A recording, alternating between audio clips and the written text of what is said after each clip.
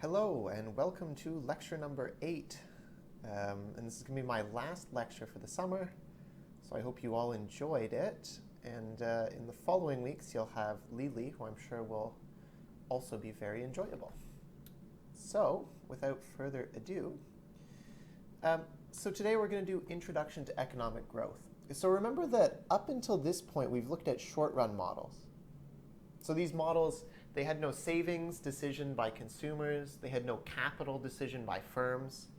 It was just one period, I choose how much to consume and so on. Here we're going to introduce capital and savings and also importantly economic growth. I mean, these things are kind of all tied together, as we'll see. And to be honest, we're going to do it in a very simple way.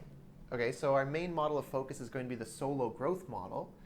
And the solo growth model isn't microfounded. This was pre-micro foundations. So it's going to be very simple, but there's still kind of interesting things we get out of it. So I'm going to start, as I often do, with a little bit of history here. So I've called this two kinds of Keynesians.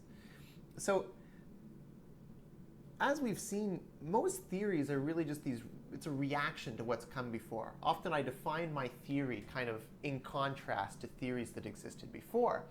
And maybe you've noticed that most of the theories we've been examining are just reactions to Keynesianism. Keynesianism was kind of popular immediately following the Second World War.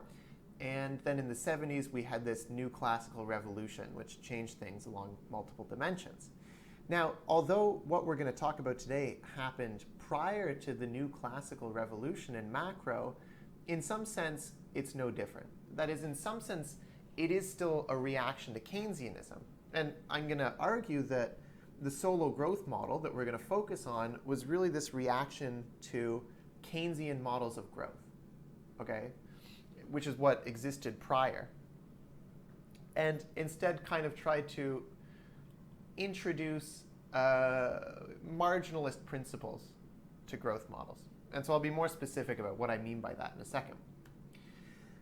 So remember earlier in the first lecture, I introduced this idea of post-war Keynesians. Okay? And I said there's two criteria that define post-war Keynesians. One is they believe that recessions are caused by insufficient demand. Okay? So there's insufficient demand and this leads to unemployment. And they had various ideas about what might lead to this insufficient demand and why markets wouldn't clear immediately to get rid of the unemployment. But still, this was kind of the underlying assumption. And I also said that what differentiates them from what came after is there was no micro foundations. And so you'll see that in everything we do today, there will be no micro foundations per se. We'll have these simple relationships that aren't going to be based, explicitly on consumer or firm optimization. Now, however, we can divide these post-war Keynesians, okay, so these Keynesians immediately after World War II, into two groups. And I'm sorry, I realize this is confusing terminology, but the first group is post-Keynesians. Okay, so this is a subset of post-war Keynesians. And then the other group is the Neoclassical synthesis Keynesians. And so again, I'm going to talk and make clear kind of who these two groups were. So the post-Keynesians, these were generally friends and students of Keynes himself. Okay, so they were largely based at Cambridge, UK, at the University of Cambridge. And, a lot of them, for example, were these students who kind of gathered around Keynes as he was writing the general theory. They had some input, in fact, into the development of this, and so on. You can almost think of them as they're these disciples of Keynes, trying to kind of follow in his footsteps. And so in particular, a lot of what they did was they tried to develop growth theory, okay, so explanations about why the economy grows and what leads people to accumulate capital. They tried to develop this theory on the basis of Keynes's short-run theory. Okay, so Keynes had a theory about unemployment and about why we might have unemployment. But they wanted to extend this into the long run. So they wanted to add to this notion of accumulating capital, of a growing economy, and so on. And just for interest's sake, I've included two of these post-Keynesians for you here. One is Joan Robinson, who I have a quote from later. I rather like Joan Robinson. I think she's pretty interesting. Um, a lot of economists, when the Nobel Prize in Economics was kind of first created, many of them thought that Joan Robinson would be one of the first recipients, and she wasn't. And in fact, there was no female recipient of the Nobel Prize in Economics until our lifetime in 2009. Go figure. The other is Roy Harrod, who we're going to talk about later. You can see it here in the Harrod-Domar model. Okay, so Harrod was also an economist, also from the UK, also for a time was at Cambridge, much like Joan Robinson and Keynes. And he was a friend of Keynes and also his first biographer. So the first biography ever written of John Maynard Keynes was written by Roy Harrod. And anyways, we'll talk about him a little bit later. Okay, so that's the Post-Keynesians, okay? Friends, kind of students, disciples of Keynes, trying to extend Keynes's theories into the long run, into these growth theories. What about these neoclassical synthesis Keynesians? Well, they're largely based in the United States at Harvard and MIT. Now, to make things even more confusing, Harvard and MIT are in Cambridge, US, okay? That's where they are, Cambridge, United States. So we have these guys in Cambridge, UK, and these neoclassical synthesis Keynesians in Cambridge, US. Again, sorry for the confusion here. Now, these guys, they accepted Keynes in the short run. Okay, so they believed that, yeah, unemployment is caused by insufficient aggregate demand. Now, for them, of course, this was just temporary, and that eventually markets would kind of lead the labor market to clear, markets to clear, and you would no longer have unemployment. If you let things kind of go for a while, in the long run, everything would adjust and we'd be fine. And so, in that sense, then they believed that in the long run, the economy would attain full employment. Okay? So if we just let markets work, eventually they're going to work through this unemployment and we'll be back to a situation of full employment of resources.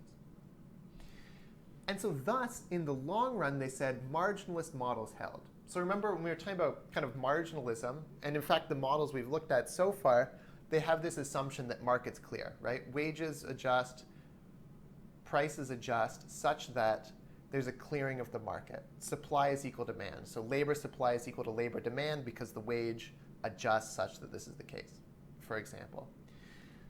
So for them, they said, well, growth theory happens in the long run. Right? This is a long run theory.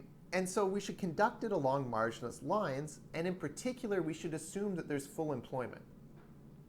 Okay, so notice this is already a big difference to these post-Keynesians. The post-Keynesians said, aha, Keynes, we just need to kind of work through Keynes's methodology and his theory and kind of build it up into the long run. These guys said, these neoclassical synthesis said, in the long run, when we're talking about growth theory, forget about Keynes. That stuff's unimportant. In this case, we should just assume full employment right away. And so this is why they were called a synthesis. Neoclassical synthesis Keynesians. They were a synthesis of marginalists, and another word for the marginalists was the neoclassical school. So neoclassical and marginalists are the same thing. So they were a synthesis of these marginalists and of Keynes, and that's where this name comes from, the neoclassical synthesis Keynesians. Okay, so here's my macro family tree for you. So you have Keynes here in the 30s. I put 1936, which is when the general theory was published. And sort of his direct descendants, these people who are kind of trying to follow in his footsteps, are these post-Keynesians. Okay? And so again, I mentioned Roy Harrod, Joan Robinson, Nicholas Kaldor is another name. Then you have these neoclassical synthesis Keynesians in the United States. Okay? And remember, they accept Keynes in the short run. So they say business cycles, act the way that Keynes said.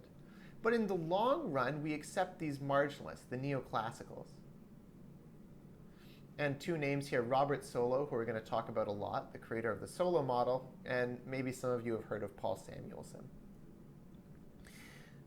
Finally, here's my summary of this. Okay, so post-Keynesians, in the short run, Keynes. Okay, the system is demand determined.